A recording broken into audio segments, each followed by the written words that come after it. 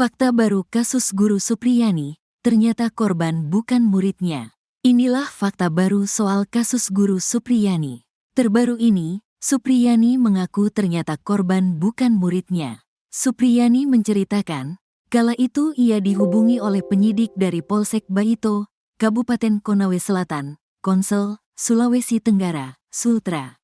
Saat itu, Supriyani diminta datang ke Polsek Baito. Di kantor polisi, Supriyani mengaku dimintai keterangan karena telah dilaporkan oleh orang tua korban atas kasus penganiayaan.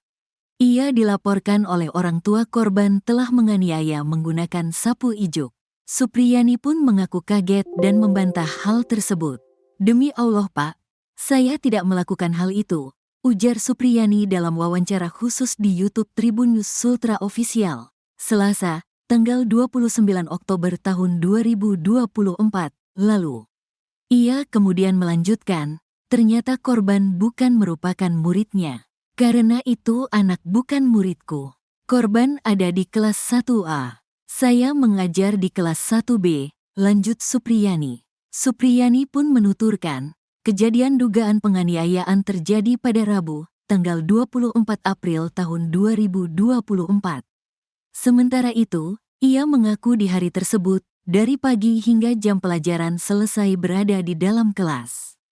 Dan di kelas 1A pun juga begitu, ada gurunya, Ibu Lilis, yang mengajar mulai pagi sampai jam pulang sekolah, ada di kelas, lanjut Supriyani.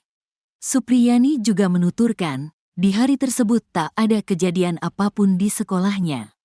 Di situ gak ada kejadian apa-apa, ujarnya. Supriyani pun menegaskan bahwa ia tak melakukan penganiayaan terhadap korban. "Saya bilang ke Kapolsek, penyidik, dan orang tua korban, saya tak melakukan perbuatan itu," lanjutnya. Supriyani pun menceritakan bahwa orang tua korban justru tak terima dan akan membawa kasus ke ranah hukum. Supriyani mengaku diintimidasi. Supriyani juga menceritakan bahwa ia mendapatkan intimidasi. Intimidasi tersebut ia dapatkan 2 hari setelah pulang dari Polsek Baito.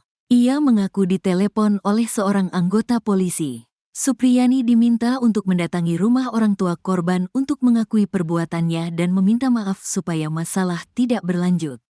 Namun, Supriyani menolaknya karena ia tidak melakukan penganiayaan.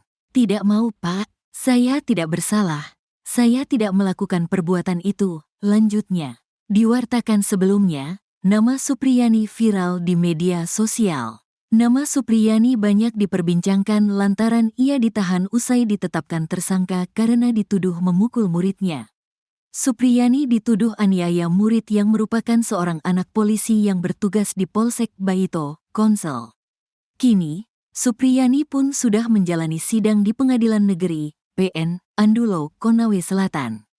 Sidang perdana dilakukan Kamis, tanggal 24 Oktober tahun 2024, dan terbaru, Supriyani jalani sidang keempatnya kemarin, Rabu, tanggal 30 Oktober tahun 2024. Dugaan rekayasa kasus Guru Supriyani terungkap saat di pengadilan. Dugaan rekayasa kasus guru aniaya murid di Konawe Selatan, Sulawesi Tenggara, Sultra, mencuat.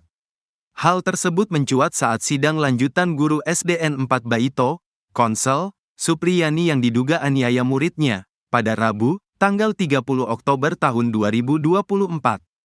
Terkait dugaan rekayasa kasus ini, diungkapkan kuasa hukum Supriyani, bernama Andri Darmawan. Sidang kasus guru aniaya murid di Konsel sudah berlangsung 4 kali. Di hari Rabu kemarin, jaksa menghadirkan 5 saksi, yakni kedua orang tua korban, kepala sekolah serta 2 guru SDN 4 Baito, Konsel. Kuasa hukum Supriyani mengatakan dari fakta persidangan, kalau kesaksian disampaikan NF dan Aibda HW berbeda. "Kita sudah mendengar keterangan saksi, keterangannya bisa dianggap alat bukti saksi," katanya kepada tribunnewsultra.com, Rabu, tanggal 30 Oktober tahun 2024. Kronologi kesaksian guru bernama Lilis berbeda dikemukakan istri dari Kanit Intel Polsek Baito tersebut. Pertama tadi masalah Ibu Lilis selesai bahwa tanggal 24 hari Rabu kejadiannya di tanggal itu. Ibu Lilis dimulai pukul 7.30 WITA di sekolah sampai pukul 12 WITA, Anak-anak itu kan masuk pukul 7.30 WITA sampai pukul 10 WITA. Ibu Lilis cuman meninggalkan kelas pada pukul 9 WITA untuk absen di ruang kantor. Jaraknya cuman ada satu kelas yaitu ruangannya Ibu Supriyani. Itu pun tidak cukup 5 menit datang kembali, jelasnya. Ditanyakan tadi apakah ada kejadian pemukulan? Kan keterangan anak kemarin beda-beda, ada yang bilang kejadian pemukulan pukul 8.30 WITA, ada yang tidak tahu jamnya, ada yang bilang pukul 10 WITA. Kami sudah konfirmasi semua pukul 8.30 WITA, Ibu Lilis masih di ruangan dan tidak ada kejadian apa-apa, ujar Andri. Andri juga menjelaskan proses persidangan berbeda keterangan saksi anak dengan wali kelas. Keterangan pukul 10.30 WITA sesuai dengan dakwaan dengan ada satu keterangan anak, Ibu Lilis mengatakan pukul 10 WITA.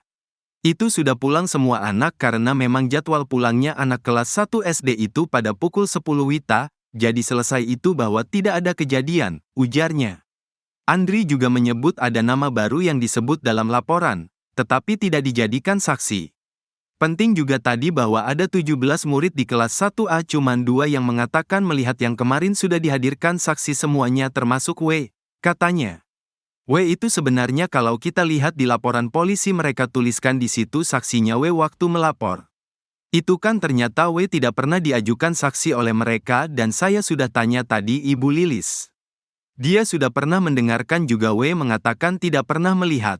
Padahal ada keterangan anak kemarin yang bilang bahwa sebelum dia pukul D katanya dia lagi main-main atau berbicara dengan W, tapi kan anehnya bahwa W tidak dipukul, ujarnya.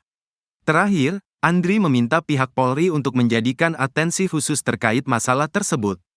Dari awal banyak rekayasa, Kapolri harus atensi kasus ini, ujarnya. Kondisi dan nasib anak polisi Aibda Wibowo Hashim yang mengaku dianiaya guru honorer bernama Supriyani belakangan jadi sorotan. Pasca kasus dugaan penganiayaan tersebut viral, anak polisi berinisial D, 6, itu rupanya tak lagi bersekolah. Hal itu lantaran D dikeluarkan dari sekolah gara-gara pihak sekolah membantah bahwa Supriyani telah memukuli D. Seperti diketahui, guru Supriyani dibela Asosiasi Guru di Kecamatan Baito, PGRI juga memuat ultimatum keras untuk terduga korban yakni D. Lantaran surat tersebut beredar dan diterima keluarga Aibda Wibowo Hashim, masa depan korban kini terancam karena belum bisa bersekolah lagi. Pasca kasusnya viral, D terduga korban juga sering bertanya ke ibunya soal nasibnya. D bahkan sempat curhat ke sang ibu soal alasan kenapa ia tidak bersekolah lagi, padahal D harusnya mengenyam pendidikan di kelas 1 SD.